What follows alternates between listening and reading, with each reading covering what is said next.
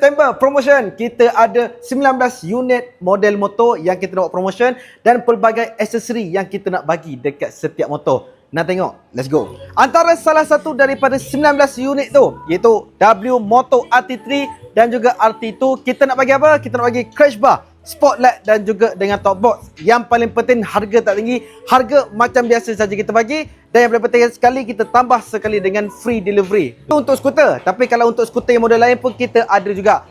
Tapi kalau untuk cruiser pun kita ada sekali bang, kita bagi aksesori tambahan untuk korang siapa yang beli dengan Adli. Kita nak bagi apa dia?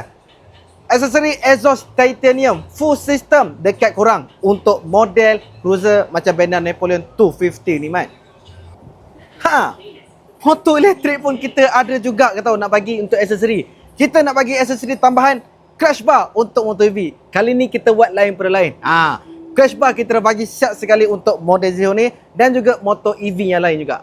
Untuk 19 unit tu Adik tak boleh lah nak cakap satu-satu sebab terlampau banyak sangat. Tapi insyaAllah untuk Yamaha dan juga Motor Enforce pelbagai aksesori yang macam Ali cakap tadi, kita nak bagi dekat korang.